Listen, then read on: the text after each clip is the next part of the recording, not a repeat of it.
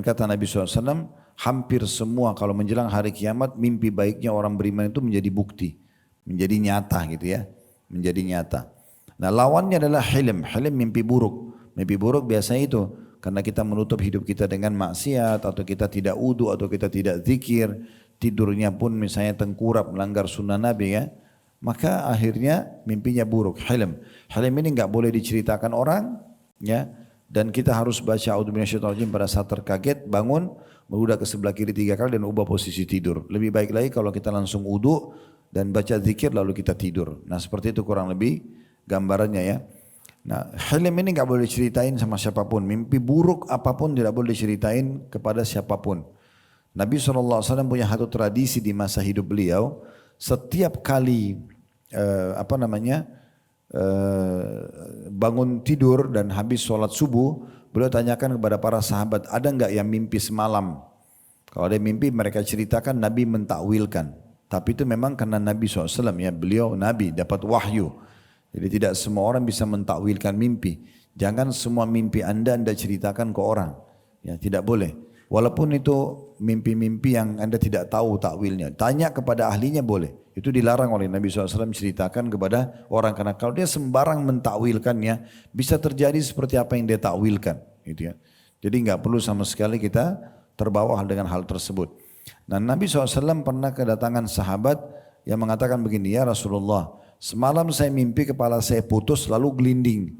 Dan saya mengejar-ngejar kepala saya. Kata Nabi SAW, janganlah seseorang di antara kalian menceritakan permainan syaitan padanya di tidurnya. Karena enggak mungkin kepala copot lalu gelinding gitu ya. Nah seperti itu kurang lebih.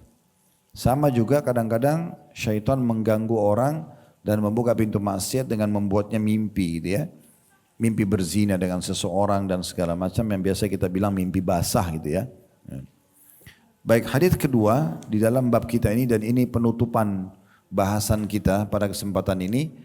Kedepannya insya Allah nanti kita akan mulai masuk ke bab nomor 6, sunnah seputar solat-solat sunnah. Kalau itu semua yang kita bahas ini, sampai hadis terakhir yang kita bahas pada siang ini, itu yang berhubungan dengan solat-solat wajib ya. Hadis kedua berhubungan dengan masalah membaca zikir 25 kali habis solat. Jadi saya bilang tadi ada variannya bisa 10 kali, bisa 25 kali, bisa 33 kali. Hadis kedua adalah hadis Abdullah bin Umar radhiyallahu anhu, an rajulan ra'a fi ma yara an-naim qila lahu bi ayyi shay'in amarakum nabiyyukum sallallahu alaihi wasallam qala amarna an nusabbiha 33 wa nahmada 33 wa nukabbira 33 fatilka mi'ah qala sabbihu 25 wahmadu 25 wa kabbiru 25 وحللوا 25 فتلك 100 فلما أصبح ذكر ذلك للنبي صلى الله عليه وسلم فقال رسول الله صلى الله عليه وسلم افعلوا كما قال الأنصاري. Kata Abdullah bin Umar radhiyallahu anhu, ada seorang laki-laki dari Ansar penduduk asli Madinah bermimpi, ditanya seseorang, dalam mimpi ditanya oleh seseorang, apa yang telah diperintahkan oleh Nabimu sallallahu alaihi wasallam? Maka dia menjawab, karena dalam mimpi tidak bisa diatur, dia menjawab otomatis beliau sallallahu alaihi wasallam menyuruh kami bertasbih sebanyak 33 kali, bertahmid sebanyak 33 kali dan bertakbir sebanyak 34 kali. Jadi kalau diakumulasikan semuanya 100 atau berjumlah 100 kali. Orang yang bertanya tadi berkata, bertasbihlah kalian sebanyak 25 kali, bertahmidlah sebanyak 25 kali, bertakbirlah sebanyak 25 kali dan bertahlillah sebanyak 25 kali. Jadi semuanya berjumlah 100 kali. Pagi harinya mimpi tersebut disampaikan kepada Nabi SAW, lantas beliau bersabda, lakukanlah sebagaimana yang disebutkan oleh orang Ansar ini. Hadis diriwayatkan oleh An-Nasai dan dihasankan oleh Syekh Albani. Riwayat ini sekali lagi memberikan pelajaran kepada kita, ada namanya ru'ya sadiqah, mimpi yang benar ya. Dan ada baiknya kita juga minta kepada Allah Subhanahu wa taala agar kalau bermimpi, kalau tidur selalu diberikan mimpi-mimpi yang baik ya. Jadi kita hindari mimpi-mimpi buruk yang menakutkan atau gangguan syaitan dan juga bunga-bunga hidup, bunga tidur ya biasanya.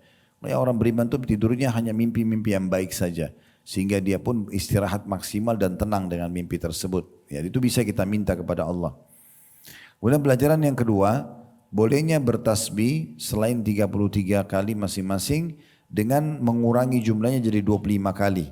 Cuma bedanya kalau yang 33, subhanallah 33, alhamdulillah 33, Allah Akbar 33 habis sholat misalnya, kita masih tambah dengan satu kali saja la ilaha illallah wahdahu la syarikalah lahul mulku wa lahul hamdu wa huwa ala kulli syai'in qadir. Itu kalau digabung jadi 100 jumlahnya. Nah, riwayat ini menjelaskan kepada kita ada opsi lain. Bapak Ibu baca subhanallah 25, alhamdulillah 25, Allah Akbar 25, lalu la ilaha illallah wahdahu la syarikalah lahul mulku wal hamdu wa ala kulli syai'in qadir juga 25.